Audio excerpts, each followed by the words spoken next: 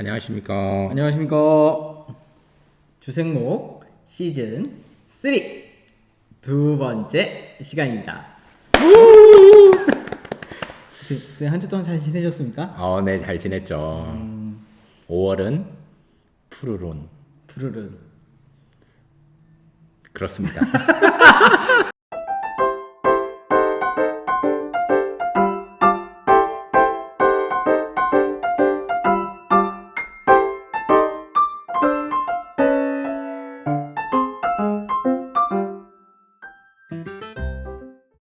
오늘은 여기가 지금 원로실을 사용을 못해서요. 네. 여기가 유치부실. 맞죠, 목사님? 좋네요. 네, 유치부실에서 이렇게 촬영을 하게 되었습니다. 우리도 장소를 써서 좋지만 그들도 우리가 왔다 가는 이 장소에 저희들이 기도하고 가면 유치부 또 관계자, 교역자와 또 그렇죠. 선생님들도 은혜 받고 아이들도 은혜 받기를 축복합니다. 아멘. 아멘. 목사님, 지난 시간에는 우리 성령에 대해서 얘기를 했는데 조금 더 부족함이 있어서 오늘 성령에 대해서 한 번 더 하신 건가요? 좀 더 부족했다기보다는 네네. 좀 더 할 얘기가 남았다 우리가. 네, 네, 그래서 한 번 더 네. 할 수도 있고 다음 주에도 할 수도 있습니다, 선생님. 네, 좋은 것 같습니다. 오늘은 성령님께서 어떠한 일을 이 세상과 교회에서 하고 계시는가. 그 지난 시간에는 이제 성령은 무엇이냐 네, 뭐 이런 얘기를 했다면 오늘은 성령의 약간 사역. 그렇죠. 성령님의 사역과 네. 또 성령님이 어떠한 영으로서 우리 안에 계시는가. 네, 그 부분에 대해서 목사님과 함께 네. 또 말씀을 나눠보려고 합니다. 스가랴 4장 6절과 7절입니다. 그가 내게 대답하여 이르되 여호와께서 스룹바벨에게 하신 말씀이 이러하니라. 만군의 여호와께서 말씀하시되 이는 힘으로 되지 아니하며 능력으로 되지 아니하고 오직 나의 영으로 되느니라. 큰 산아 내가 무엇이냐. 내가 스룹바벨 앞에서 평지가 되리라. 그가 머릿돌을 내놓았을 때에 무리가 외치기를 은총이 그에게 있을지어다 하리라 하셨고. 아멘. 아멘. 내 힘과 내 능력으로 안 되고 하나님의 영으로 될 때 큰 산이 평지가 된다. 큰 산이 평지가 된다. 내 능력과 내 힘으로 하는 것이 아니라 도저히 할 수 없는 상황에서 큰 산 앞에서 막혀 있는 상황 가운데서도 믿음으로 성령님을 의지하며 하나님의 영으로 되어짐을 경험하는 그 순간에 머릿돌을 탁 출발하는 그 순간에 역사하신다. 은총이 있다. 라고 이야기하는 것이 아닌가. 여기가 이제 하나님의 영, 오직 나의 영으로 되느니라. 그래서 성령님은 일하시는데 되게 하시는 영. 지난 시간은 좀 고백하게 하는 그렇죠. 영인데 오늘은 되게 하시는 영. 그렇잖아요. 내가 아무리 준비를 해도 하나님이 한번 막으시면 안 되는 게 있거든요. 근데 내가 좀 부족하고 연약해도 우리가 지금 뭐 주세목 찍는데 좀 부족하고 연약해도 하나님의 영이 여기 있으면 이게 되게 하시는 거죠. 아멘. 아멘. 네. 그런 의미에서 오늘 이 질문하는 신학에서는 네. 이 성령에 대해서 이런 얘기를 해요. 가난한 자의 영이다. 가난한 자의 아버지이신 성령이다라는 표현을 하거든요. 근데 여기서 이제 가난에 대한 표현이 되게 중요한데 가장 낮아졌을 때 그리고 가장 필요할 때라는 의미에서의 가난인 것 같아요. 그러니까 경제적으로도 어려움에 있어서 누군가의 도움 없이는 일어설 수 없는 시기. 그렇죠. 또 영적으로 가난해졌다라고 하는 것도 영적으로 나 혼자 스스로 일어서서 또 하나님을 고백하지 못하는 그 시기가 뭐 가난에 대한 것 같은데 여기서 가난한 자의 영 성령님이라고 하면 어떻게 보면은 우리가 성령님이 꼭 필요하다. 그리고 하나님이 꼭 필요하다라고 인정할 수 있도록 성령님께서 우리의 삶을 도우신다 이렇게 생각해 볼 수 있을 것 같은데요. 네, 목사님은 어떻게 생각하시는지? 저는 이게 성령이 우리가 오해하는 게 성령의 사역은 늘 교회 안에서만 이루어진다. 뭐 예수 믿는 자 안에서만 이루어진다 이렇게 생각할 수 있는데 어떤 의미에서 성령은 교회 밖에서도 사역하십니다. 심지어 가난하고 연약한 자들을 우리가 사실은 돌볼 책임이 있는데 그리스도인으로서 내 이웃을 내 몸과 같이 사랑할 책임이 있는데 그런 못하는 부분을 성령님께서 우리를 통해 깨닫게 하셔서 그걸 돌보게 하신다든지 아니면 직접 성령님께서 가난하고 연약한 자를 찾아가셔서 또 공급하시고 채워주시고 인도하시는 부분에 그런 보혜사 성령님께서 도와주시는 부분이 있다라고 저는 생각되어집니다. 그래서 그런 의미에서 그 예수님께서 가르쳐 주신 그 기도문에 주기도문에 있는 일용할 양식을 주옵시고라는 것은 하나님께서 나의 그 하루와 필요를 채워 주신다. 맞아요. 그러니까 하나님이 없으면 나는 그 일용할 양식도 못 먹을 정도의 연약한 인간이다라는 것을 어떻게 보면 겸손하게 고백하는 기도인 맞아. 것 같아요. 우리가 너무 영적으로든 메말라 있고 가난해서 하나님 없으면 안 되는 인생이다. 네. 그렇죠. 그런데 여기서 한 가지 문제는 우리는 가진 게 너무 많다라는 겁니다. 그렇죠. 너무 풍족한 시대죠. 그래서 저는 이게 성령님께서 좀 가난의 영이다, 겸손의 영이다 이런 얘기를 할 때는 우리의 심령의 가난함을 얘기하는 것이 아닌가.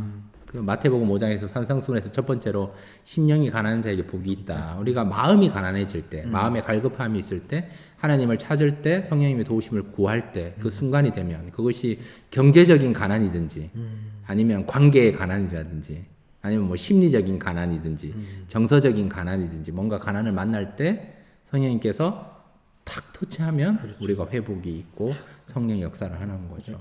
우리가 배부르고 부유할 때는 성령님께서 아무리 우리를 흔들어도 깨닫지 못할 수도 있지만 마음이 가난할 때는 옆에 오셔서 그냥 이렇게만 한번 해도 막 눈물이 쭉 하면서 아 성령님 나와 함께 하시는구나 라고 고백을 할 수 있기 때문에 이 가난의 영이라고 이 책에서는 질문하는 신학 이 책에서는 이야기하는 게 아닌가 네. 생각이 듭니다. 그래서 여기서 얘기한 게 그 가난의 영에서 시작해서 어디로 나가냐면 구약 시대 예언자의 영으로까지 나가요. 그렇죠. 근데 이제 예언자의 모습들을 살펴보면 그 당시에 선포된 대상들이 있잖아요. 예언자들을 그렇죠. 통해서 맞아요. 선포된 대상이 있는데 그 선포의 내용들이 대부분 겸손해지고 약자들을 돌보라는 내용이었어요. 그렇죠.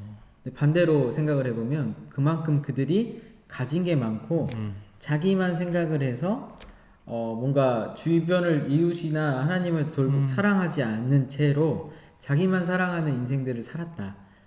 거꾸로 보면 되게 풍족하게 살았다라고 볼 수 있는 이들에게 날선 메시지도 던지게 하시는 영이 성령님 아니신가. 근데 저는 이렇게 약간 가난하고 부족할 때 성령님께서 터치를 해주셔서 깨닫게 되고 아 우리가 하나님이 도움이 필요하구나라고 주께 돌아오게 하는 부분이 예언자들이 하나님의 영으로 그들에게 선포한 내용인 것이 아닌가. 우리도 평안하고 형통하고 부유하면 이게 하나 성령님께서 우리에게 그렇게 형통과 평안을 허락해 주셨는데 그것을 잊어버리고 살면 너 주께 빨리 돌아와라. 우리가 죄를 깨닫게 하는 건 성령, 그리고 가난하고 연약한 자들을 돌보는 것도 성령, 그리고 선지자들의 입을 통해서 선포되게 한 그 하나님의 영을 선포케 하는 그 부분도 역시 가난하고 연약한 자를 돌보시는 또 메시지가 아닌가. 그러니까 그렇게 봤을 때 성령님께서 그냥 약간 이제 세상 밖에서 이렇게 어떻게 보면 돌아가는 것을 그냥 관망하고 있는 분이 아니신 것 같아요. 그러니까 세상 안에서 연약한 자들 또 혹여라도 하나님의 길에서 벗어난 이들을 다시금 돌아오게 하기 위해서 이 세상 가운데 역사하시고 또 선포케 하시는 분이신 것 같은데 그렇죠. 이것 말고도 또 이제 창조에 대한 얘기도 그렇죠. 있죠, 목사님. 그래서 성부, 성자, 성령 하나님께서 태초에 하나님께서 하나님의 프로젝트라고 해서 모여서 이제 얘기를 한 거죠. 내가 앞으로 하나님께서 세상을 이렇게 창조하겠다. 그래서 요한복음 1장 1절에 태초에 말씀이 계시니라의 태초가 창세기 1장 1절의 이 태초보다 더 빠른 태초에서 이미 주님은 계셨고 성령님께서 거기서 같이 의논하시면서 시작하시면서 창세기 1장에 처음에 얘기하잖아요. 수면에 하나님의 영이 있었다. 이미 성령님은 그때부터 활동을 하고 계셨던 거죠. 그래서 자연 속에서 성령님의 역사하심, 인도하심이 많았기 때문에 그것을 우리가 깨닫게 된다면 그것을 인정하게 된다면 성령님의 그런 함께 하심과 그걸 확 느낄 수가 있는 거죠. 저는 그렇게 생각합니다. 그래서 그 책에 이런 내용이 있습니다. 제가 한번 읽을게요. 자연 속에서 성령은 피조물에 생명을 주고 운동을 불러 일으킵니다. 또한 하나님의 형상인 인간 안에서 특별한 방식으로 작용하십니다. 즉 타락한 이후에도 이성적 존재인 인간에게는 구원의 지식과 직접 연관 없는 영역에서는 신앙 여부와 무관하게 성령의 은혜가 일반적으로 이 자연 속에서 창조의 영으로 작용합니다. 그래서 성령의 도우심을 통해 발전하는 영역들이 그 존 칼빈은 과학, 의학까지도 거기서 성령님께서 도와주셔서 이게 발전을 하는 것이다라고 창조의 영 부분에서 무에서 유를 만드는 그런 과정까지도 이야기를 하더라고요. 그래서 좀 너무 성령의 역할이 이렇게 넓어지는 것 같은데 그렇죠. 그것을 우리가 깨닫고 인정하면 그렇게 고백되어지는 거죠.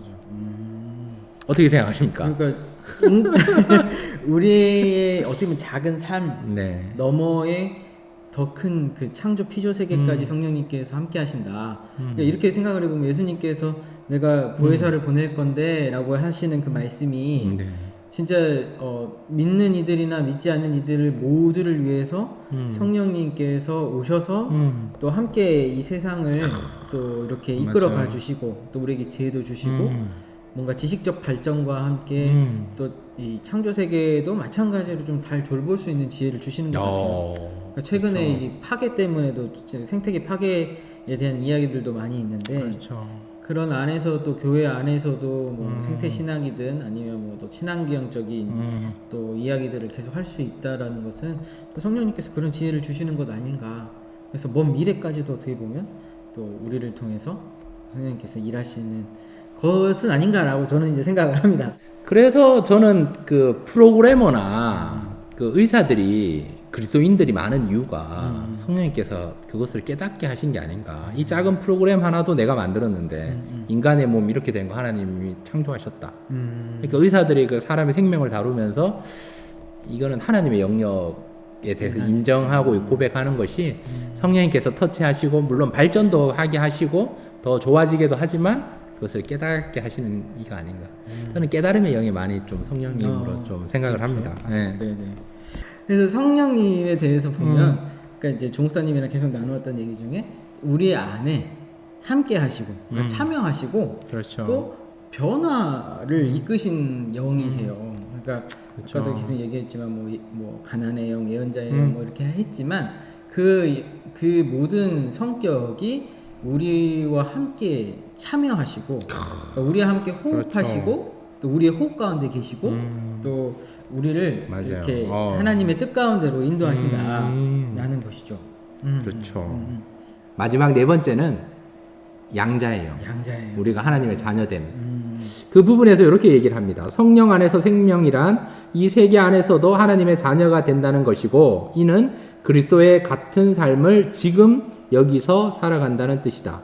이 시점에서 윌리엄스는 신학의 핵심 주제인 성령론과 구원론, 그리스도인의 양자됨과 그리스도의 십자가를 결합한다.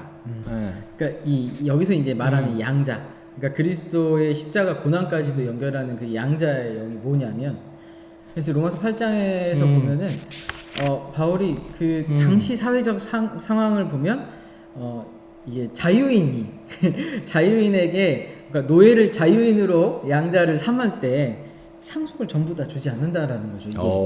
네, 상속을 전부 다 주지 않는데 여기서 말하는 바울은 그 노예가 그냥 단순히 자유인이 되는 수준을 넘어서서 똑같은 자녀처럼 그 공동 상속의 기회를 준다. 그러니까 공동 상속에 뭔가 그 몫을 챙겨준다라는 의미의 양자입니다.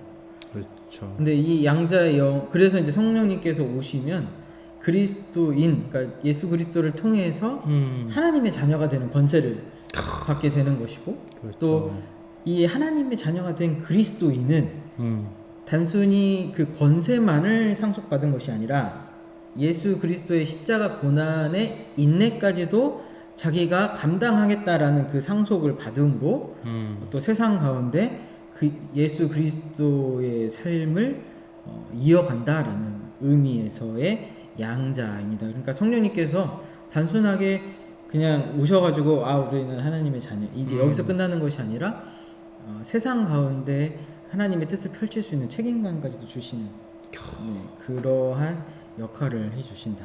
그러니까 최근에 이제 주변에서 입양을 한 그 목사님 가정과 제가 얘기를 한 적이 있는데, 그러니까 배가 불러서 낳은 자식과 가슴으로 낳은 자식을 같이 키울 때는 가슴으로 낳은 자식을 2배에서 3배 정도 더 사랑을 의도적으로 해야겠다는 마음을 먹어야 같아진다는 얘기를 하더라고요. 그 사랑의 정도. 네.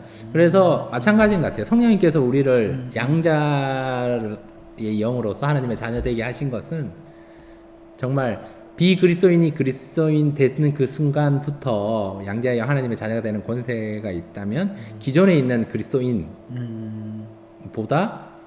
좀 이런 표현, 물론 동일하게 사랑하시겠지만 더 많이 사랑을 주고 계신다. 주고. 그래서 일대 신앙들이 사실은 하나님께 기도하면 응답을 바로바로 주시거든요. 더 많이 사랑하시는 것이 아닌가. 그게 또 성령님의 역할이고 그게 균형이지 않는가. 그래서 이 구독자 중에서 여러분이 일대 신앙이다. 그러면 성령님께서 전폭적인 지지를 하고 계신다라는 거죠. 그러니까 모태 신앙인 경우에는 이제 부모님이나 뭐 할아버지 그렇죠. 할머니가 기도해 주시는 사람이 있지만 일대 신앙은 그 부분들이 성령님께서 더 2-3배 더 강력하게 역사하신다는 것을 오늘 이 질문하는 신학 이 책 보면서 양자의 영 하는 부분에서 생각이 들고 깨닫게 되네요. 그래서 이제 정리를 해보면 네. 어떻게 보면 양자의 영이 가장 마지막에 나오잖아요. 그렇죠. 근데 중요한 것은 양자의 영이 계시기 때문에 우리도 양자 삼은 그리스도 하나님의 자녀로서의 삶을 살아가고 또 하나님의 자녀로서의 삶을 살아가기에 또 피조세계나 아니면 그 예언자적 역할과 그리고 하나님을 인정하고 살아가는 삶을 영위할 수 있도록 그렇게 이끌어 주시는 것 같아요. 목사님 그렇게 살고 계시죠? 노력하겠습니다.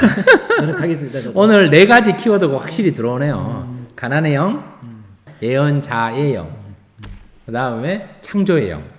창조의 영, 요 부분이 좀 너무 저는 포괄적으로 넓은 의미에서 우리의 생각을 뛰어넘는다 이런 생각이 들고, 마지막 양자의 영, 요 부분은 좀 굉장히 가슴이 저는 좋네요. 굉장히 따뜻해지죠. 네, 따뜻해져요. 그래서 이런 내용을 내가 또 찾아왔는데, 위르겐 몰트만의 생명의 영, 총체적 성령론에 이런 내용이 있더라고요. 내가 하나님을 사랑할 때 나는 육체의 아름다움과 활동들의 리듬과 눈들의 광채와 포옹들과 느낌들과 냄새들과 형형색색의 이 창조의 소리들을 사랑합니다. 나의 하나님, 당신을 내가 사랑할 때 나는 모든 것을 껴안고 싶습니다. 당신의 사랑의 피조물 속에서 나는 나의 모든 감각들을 가지고 당신을 사랑하기 때문입니다. 당신은 내가 만나는 모든 것 안에서 나를 기다립니다. 이것을 이제 성령을 표현하면 고백한 내용. 이 내용이 질문하는 신학 이 책 안에 있어요. 그렇죠, 다 있는 내용입니다.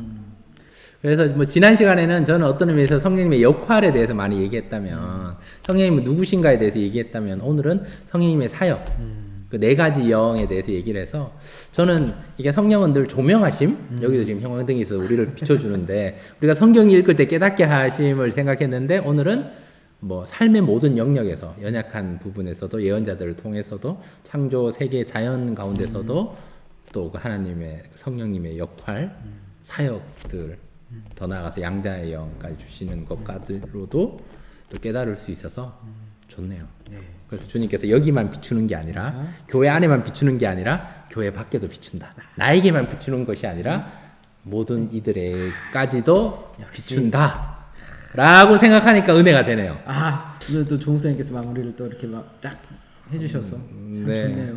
아니, 저는 그렇긴 한데 제가 준비한 거는 육체의 기회를 삼지 않는 게, 육체의 기회. 그 다음에 성령을 쫓아 성령을 따라 행하는 것. 그래서 요 다음번에 나오겠지만 성령 충만한 삶으로 성령의 열매를 맺어야 되는. 그러면 다음 주에도 성령님에 대해서 한 번 더 해야겠네요. 네, 다음 주는 성령에 대해서 이 책에서는 은사에 대해서 나와 있는데 할지 알지는 우리 너희 목사님 결정하시면 잘 준비해 보도록 하겠습니다. 근데 목사님 한 가지 궁금한 게 있는데 왜 질문하는 신학 이 책으로 했습니까? 이게 저는 네.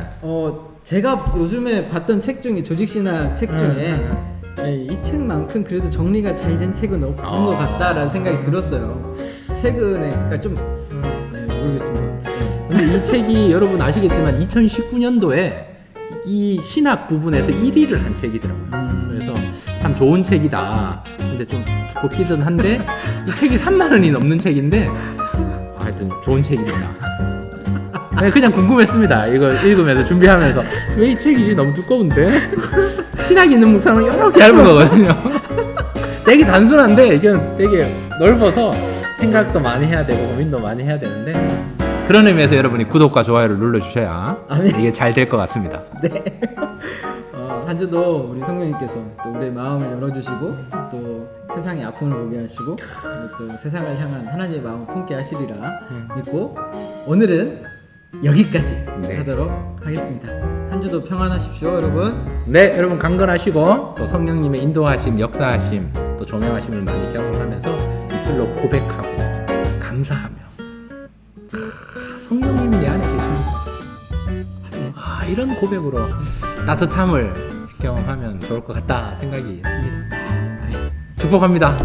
강건하십시오. 네, 다음 주에 뵙겠습니다. 네, 다음 주도 뵙겠습니다. 계속 좋은 생각만 네, 안 하세요. 계속 좋은 생각. 구독과 좋아요.